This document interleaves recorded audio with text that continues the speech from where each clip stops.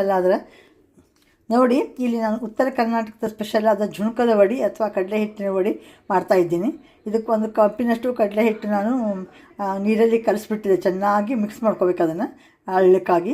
ಅದಕ್ಕೊಂದು ಸ್ವಲ್ಪ ಜೀರಿಗೆ, ಇಂಗು, ಉಪ್ಪು, ಅರಿಶಿನ ಪುಡಿ ಹಾಕಬೇಕು. ಆಮೇಲೆ ಈ ಕಡೆ ಒಗ್ಗರಣೆ ಹಾಕಬೇಕು. ಒಗ್ಗರಣೆಯಲ್ಲಿ ಎಣ್ಣೆ, ಸಾಸಿವೆ, ಜೀರಿಗೆ ಹಾಕಿಬಿಟ್ಟು ಈರುಳ್ಳಿ, ಹಸಿಮೆಣಸಿನ್ಕಾಯಿ, ಕೊತ್ತಂಬರಿ, ಕರಿಬೇವು ಎಲ್ಲ ಹಾಕಿ ತಾಸ್ಕೋಬೇಕು. ಆಮೇಲೆ ಹಿಟ್ಟು ಅದಕ್ಕೆ ಹಾಕಿಬಿಟ್ಟು ತಿರುಗಬೇಕು. ತಿರುಗಿದ ಅದಕ್ಕೆ ಗಟ್ಟಿ ಹಾಕೋದು ಬರ್ತದೆ. ಗಟ್ಟಿಯಾಗಿ ತೆಗೆದು ಹಿಂಗೆ ಎಣ್ಣೆ ಹಚ್ಚಿದ ತಟ್ಟೆಗೆ ಹಾಕಿ ಇದನ್ನು ಕೊರಿಬೇಕೀಗ.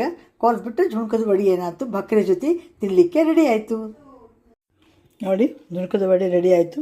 ಕೆಲವೊಂದು ನಾನು ಹಿಂಗೆ ಆಯ್ತಾಕಾರಕ್ಕೆ ಕೊರೆದೀನಿ, ಕೆಲವು ಸ್ಕ್ವೇರ್ ಮಾಡ್ಕೊಂಡಿದ್ದೀನಿ. ಹಿಂಗೆ ನೋಡಿ, ಈ ಥರ ಎಷ್ಟು ಕೊರೆದೀನಿ. ಬಕ್ರಿ ಜೊತೆ ತಿನ್ನಲಿಕ್ಕೆ ತುಂಬ ರುಚಿ ಆಗ್ತವೆ. ಒಂದಿನ ಇಟ್ಕೊಂಡು ತಿನ್ಬೋದು ಇದನ್ನು. ಈ ರೀತಿ ನೀವು ಒಮ್ಮೆ ಜುಣಕದ ವಡಿ ಟ್ರೈ ಮಾಡಿ ನೋಡಿ. ಚಲೋ ಅನಿಸಿದ್ರೆ ಲೈಕ್ ಮಾಡಿ, ಶೇರ್ ಮಾಡಿ, ಕಮೆಂಟ್ ಮಾಡಿ. Thank you very much for watching my